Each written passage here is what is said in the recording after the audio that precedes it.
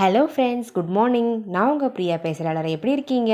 இன்றைக்கி நம்ம இந்த வீடியோவில் என்ன பார்க்க போகிறோம்னு பார்த்தீங்கன்னா, நம்ம டே டு டே லைஃப்பில் யூஸ் ஆகக்கூடிய சூப்பரான டிப்ஸ்லாம் பார்க்க போகிறோம். வீடியோவை ஸ்கிப் பண்ணாமல் பாருங்கள் ஃப்ரெண்ட்ஸ். அப்போ தான் நான் என்ன சொல்ல வரேன் அப்படின்றது உங்களுக்கு கிளியராக புரியும்.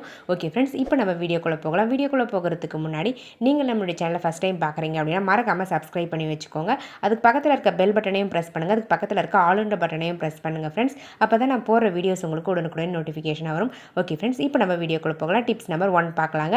டிப்ஸ் நம்பர் 1ல் இந்த மாதிரி பழைய வளையெல்லாம் நிறைய இருக்குது அப்படின்னு ஃபீல் பண்ணிங்க அப்படின்னா கவலைப்படாதீங்க. இந்த வளையலை வந்து சூப்பராக யூஸ் பண்ணிக்கலாங்க. பாருங்கள், இந்த மாதிரி குட்டி குட்டி வளையலாக இருந்தாலும் சரி, பெரிய சைஸ் வளையலாக இருந்தாலும் சரி, இந்த டிப்ஸுக்கு ரொம்பவே யூஸ்ஃபுல்லாக இருக்கும். பாருங்கள், நான் வந்து எந்த அளவுக்கு பெரிய வளையல் எடுத்துருக்கனோ அதே அளவுக்கு சின்ன வளையலும் எடுத்திருக்கேன். ஸோ ஈக்குவலாக இருக்க மாதிரி பார்த்து சூஸ் பண்ணி எடுத்துக்கோங்க 2 வளையலையுமே. அதுக்கப்புறம் இந்த மாதிரி டிஃப்ரெண்ட் கலர்ஸ் இருக்கா மாதிரி 2 வளையல் சூஸ் பண்ணுங்கள். ஒன்று பெருசு, இன்னொன்று சின்ன வளையல். ஸோ பெரிய வளையலுக்கு உள்ளே வந்து சின்ன வளையலை வச்சு இந்த மாதிரி நாட் போட்டு விட்டுருங்க. அந்த கயிறுலேயே இன்னொரு பெரிய வளையலை சேர்த்து நாட் போட்டுட்டு அதுக்கப்புறம் அந்த கயிறை கட் பண்ணி ரிமூவ் பண்ணிவிடுங்க. இப்போ நம்ம மறுபடியும் ஒரு சின்ன வளையல் எடுத்துக்கலாம். ஒரு கயிறு எடுத்துக்கிட்டு அந்த 2 வளையலையும் ஃபஸ்ட்டு நாட் போட்டுட்டு அதுக்கப்புறமா நீங்கள் ஒரு பெரிய வளையல் எடுத்து இது கூடவே சேர்த்து வச்சு மேலே இருக்க மாதிரி நாட் போட்டு எடுத்துக்கோங்க. இதே மாதிரி நீங்கள் உங்களுக்கு எந்த அளவுக்கு ஹைட் வந்து தேவைப்படுதோ அத்தனை பேங்கிள்ஸை வந்து அட்டாச் பண்ணி நாட் போட்டு எடுத்துக்கோங்க ஃப்ரெண்ட்ஸ். இப்போ நம்ம சப்ஸ்கிரைபர் எல்லாருக்குமே ஒரு பெரிய ஹாய் சொல்லிக்கலாம். அதுக்கு முன்னாடி நம்மளுடைய சப்ஸ்கிரைபர் எல்லாருக்குமே வந்து பார்த்திங்கன்னா என்னுடைய மனமார்ந்த இனிய பொங்கல் திருநாள் நல்வாழ்த்துக்கள்ங்க. ஹாப்பி பொங்கல். எல்லாருமே ஹாப்பியாக சந்தோஷமாக பொங்கல் செலிப்ரேட் பண்ணுங்கள். ஓகே ஃப்ரெண்ட்ஸ், இப்போ நம்ம வீடியோக்குள்ளே போகலாம். இப்போ நம்ம சப்ஸ்கிரைபர் எல்லாருக்குமே ஒரு பெரிய ஹாய் சொல்லிக்கலாங்க. ரேணுகா கலைவாணி, அன்னபூரணி, சுபாஷ், நிர்மலா கோபிநாத், கேசவன் பெருமாள், கிரிஜா, கவி, தங்கம் அடிப்போலி, அஸ்வினி பாலாஜி, மலைச்சாமி, புராஜ், நபீசா, அருண்மேரி, தனா, கதிர், மஞ்சுளா ஆறுமுகம், சாருதேவி, செல்வி முருகன், எஸ்வி அஸ்வந்தன், இவங்க எல்லாருக்குமே ஒரு பெரிய ஹாய் சொல்லிக்கலாங்க. ஓகே ஃப்ரெண்ட்ஸ், இப்போ நம்ம வீடியோக்குள்ளே போகலாம். பாருங்கள் ஃப்ரெண்ட்ஸ், நம்மளுடைய சூப்பரான வால் ஹேங்கிங் ரெடி ஆகிடுச்சு. இந்த மாதிரி ரெடி பண்ணிவிட்டு மேலே ஹேங் பண்ணுறதுக்கு ஒரு கயிறு கட்டி விட்டுருங்க.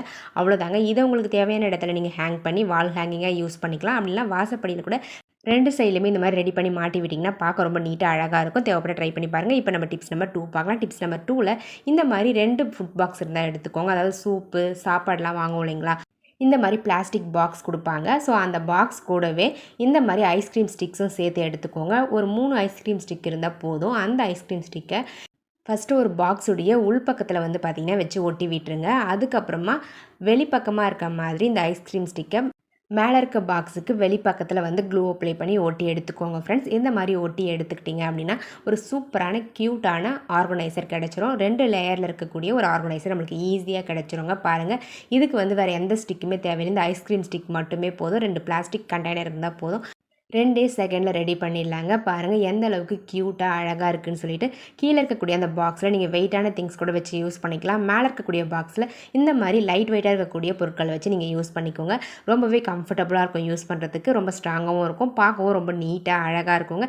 தேவைப்படுறவங்க ட்ரை பண்ணி பாருங்கள் ஃப்ரெண்ட்ஸ். இப்போ நம்ம டிப்ஸ் நம்பர் 3 பார்க்கலாம். டிப்ஸ் நம்பர் 3ல் என்ன பார்க்க போகிறோம்னு பார்த்தீங்கன்னா, இந்த மாதிரி பூஜை பாத்திரங்கள் தேய்க்கிறதுக்கு வந்து ஒரு சூப்பரான பேஸ்ட் வந்து ரெடி பண்ண போகிறோம். அதுவும் நம்ம வீட்டில் இருக்கக்கூடிய பொருட்களை வச்சு ரெடி பண்ண போகிறோங்க. ஸோ ஈஸியாக வந்து ஒரே பேஸ்ட்டை யூஸ் பண்ணி இந்த எல்லா பாத்திரங்களையும் க்ளீன் பண்ண போகிறோம். அதுக்கு ஃபஸ்ட்டு நான் எடுத்துருக்கிறது செங்கல் எடுத்திருக்கேன். கொஞ்சமாக செங்கல் எடுத்து அதை வந்து நல்லா பொடியாக வந்து அரைச்சி எடுத்துக்கோங்க. இந்த மாதிரி பொடியாக இருக்கணும். அப்போ தான் வந்து தேய்க்கும்போது எந்த டிஸ்டர்பன்ஸும் இல்லாமல் இருக்கும். பாருங்கள் ஃப்ரெண்ட்ஸ், நான் வந்து நைஸாக வந்து அரைச்சி எடுத்துட்டேன். இப்போ நம்ம இதை ஒரு பவுலுக்கு ட்ரான்ஸ்ஃபர் பண்ணிக்கலாம். இது கூடவே இன்னும் நிறைய பொருட்கள் சேர்க்க போகிறோம். என்னென்ன அப்படின்றத 1 பை 1 நான் சொல்கிறேன். வீடியோவை ஸ்கிப் பண்ணாமல் பாருங்கள். இது கூட வந்து அடுத்தது புளி எடுத்திருக்கேன். இந்த புளியை வந்து கொஞ்சமாக தண்ணியில் வந்து நல்லா கரைச்சி விட்டுக்கோங்க. கரைச்சி விட்டுட்டு அந்த புளி தண்ணியை வந்து ஃபஸ்ட்டு நம்ம இதில் சேர்த்துடலாங்க. அந்த புளி திப்பியை வந்து பார்த்திங்கன்னா எடுத்து ரிமூவ் பண்ணிடணும். அந்த புளி கரைசலை மட்டும் சேர்த்துக்கோங்க. அப்போ உங்களுக்கு பாத்திரம் தேய்க்கும் போது ஈஸியாக இருக்கும் தேய்க்கிறதுக்கு. பேஸ்ட்டும் வந்து பார்த்திங்கன்னா ஈஸியாக நல்லா ஸ்மூத்தாக இருக்க மாதிரி இருக்கும். பாருங்கள் ஃப்ரெண்ட்ஸ், இப்போ நம்ம இந்த புளி கரைசலை அந்த செங்கல் பொடி கூட சேர்த்துக்கலாம். சேர்த்த பிறகு இது கூட ஒரு 1/2 லெமன் வந்து பிழிஞ்சு விட்டுக்கோங்க. ஒரு 1/2 ஸ்பூன் அளவுக்கு சோடா மாவு, அதாவது பேக்கிங் சோடா இருந்தால் ஆட் பண்ணிக்கோங்க. பேக்கிங் சோடா ஆட் பண்ணிவிட்டு மிக்ஸ் பண்ணி விட்டீங்க அப்படின்னா இந்த மாதிரி பொங்கி நுரைச்சி வரும். ஸோ இந்த மாதிரி நுரைச்சி வந்த பிறகு இது கூட ஒரு ஸ்பூன் அளவுக்கு நீங்கள் வாஷிங் பவுடர் வந்து ஆட் பண்ணிக்கோங்க. ஆட் பண்ணிவிட்டு நல்லா மிக்ஸ் பண்ணி விட்டுருங்க. அவ்வளோதாங்க. இந்த பேஸ்ட்டை யூஸ் பண்ணி நம்ம பூஜை பாத்திரங்கள்லாம் வந்து ஈஸியாக தேய்ச்சி எடுத்துக்கலாம். ஃபஸ்ட்டு நம்ம இந்த பேஸ்ட்டை எல்லா பாத்திரங்களுக்கு மேலேயும் அழகாக வந்து அப்ளை பண்ணி விட்டுட்டு ஒரு 10 நிமிஷம் அப்படியே வச்சுருங்க. அதுக்கப்புறமா நீங்கள் நார்மலாக வந்து ஸ்க்ரப்பர் யூஸ் பண்ணியும் அப்படி இல்லைனா வெறும் கையில் கூட தேய்ச்சி எடுத்தால் போதும். இந்த பாத்திரங்கள் பளிச்சுன்னு வந்து க்ளீனாக வந்து கிடச்சிரும் உங்களுக்கு. பாருங்கள், நான் தேய்ச்சி முடிச்சுட்டு ஒரு 10 நிமிஷம் அப்படியே வச்சுட்டேன். அதுக்கப்புறம் வெறும் ஸ்க்ரப்பரை மட்டும்தான் எடுத்திருக்கேன். ஸ்க்ரப்பரில் சோப்பெலாம் எதுவுமே போடலை. நம்ம ஏற்கனவே அந்த பேஸ்ட்டில் வந்து எல்லாமே ஆட் பண்ணியிருக்கிறதால தனியாக வந்து எதையும் போட்டு நம்ம தேய்க்க வேண்டிய அவசியம் இல்லைங்க. ஸ்க்ரப்பர் மட்டும் எடுத்து வச்சு அழகாக தேய்ச்சிட்டு நம்ம நார்மல் வாட்டரில் வாஷ் பண்ணி எடுத்தால் போதும். உங்களுடைய பூஜை பாத்திரங்கள் பளிச்சுன்னு வந்து ரிசல்ட் கிடச்சிருங்க. தங்கம் போல் சொல்லிக்கோங்க. ட்ரை பண்ணி பாருங்கள். இப்போ நம்ம மிச்சம் இருக்கக்கூடிய சப்ஸ்கிரைபர் எல்லாருக்குமே ஒரு பெரிய ஹாய் சொல்லிக்கலாங்க.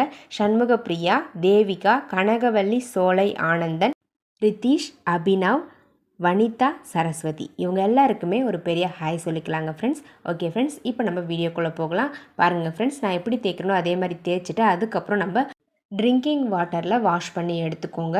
அதாவது சுத்தமான குடிக்கிற தண்ணியாக இருக்கணும், உப்பு தண்ணியாக இருக்கக்கூடாதுங்க. அப்போ தான் வந்து ரிசல்ட் வந்து உங்களுக்கு பளிச்சுன்னு இருக்கும். பாருங்கள், நான் வந்து ஃபஸ்ட்டு வந்து ஒரு பவுலில் தண்ணி எடுத்து எல்லா பாத்திரத்தையும் வாஷ் பண்ணி முடித்த பிறகு மறுபடியும் 2வது முறையும் வந்து பார்த்திங்கன்னா அது குடிக்கிற தண்ணியை எடுத்து மறுபடியும் 2 டைம்ஸ் வந்து வாஷ் பண்ணி எடுத்துக்கிட்டேன்.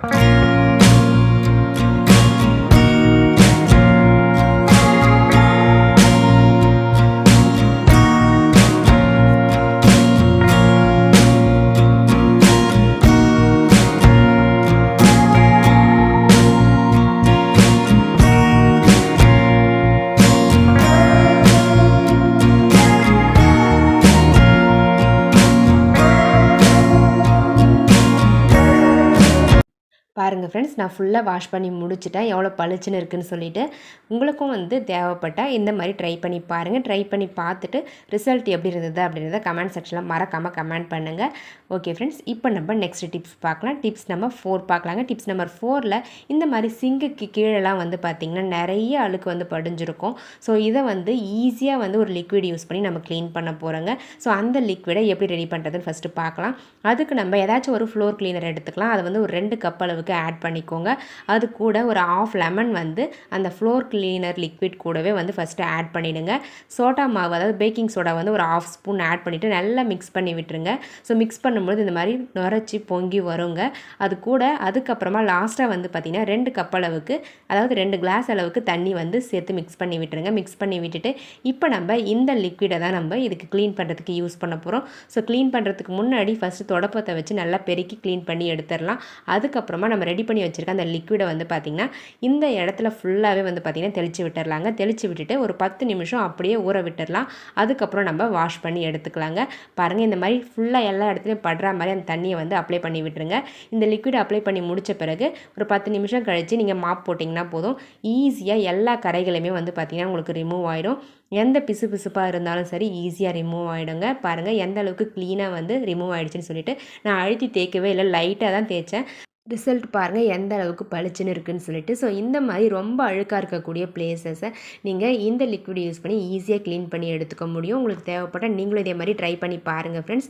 உங்கள் வீட்டில் இருக்கக்கூடிய சிங்க்குக்கு கீழே இந்த மாதிரி அழுக்கு படிஞ்சிருந்தது அப்படின்னா இந்த லிக்விடை யூஸ் பண்ணி க்ளீன் பண்ணி பாருங்கள். சூப்பராக வந்து பார்த்திங்கன்னா க்ளீன் பண்ணி முடிச்சிடலாம்.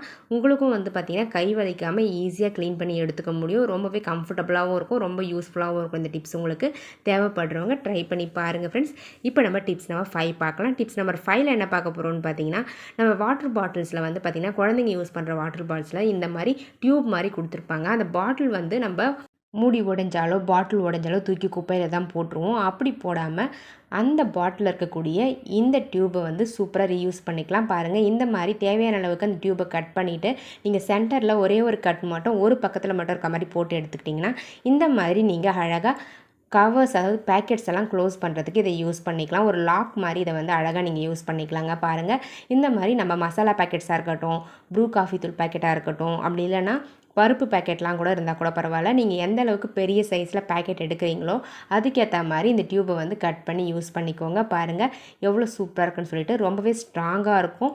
ஒன்ஸ் நீங்கள் லாக் பண்ணிட்டீங்க அப்படின்னா தலைகீழாக திருப்பினா கூட கீழே கொட்டவே கொட்டாதுங்க. காஃபி தூள் பேக்கெட்ஸ்லாம் இந்த மாதிரி லாக் பண்ணி ஸ்டோர் பண்ணி வைக்கும்பொழுது உங்களுக்கு சீக்கிரம் கட்டி போகாமல் இருக்குங்க. தேவைப்படுறவங்க ட்ரை பண்ணி பாருங்கள். ஓகே ஃப்ரெண்ட்ஸ், என்னுடைய ஐடியாஸ்லாம் உங்களுக்கு பிடிச்சிருந்தது அப்படின்னா மறக்காமல் இந்த வீடியோக்கு ஒரு லைக்கை தட்டி விட்டுருங்க.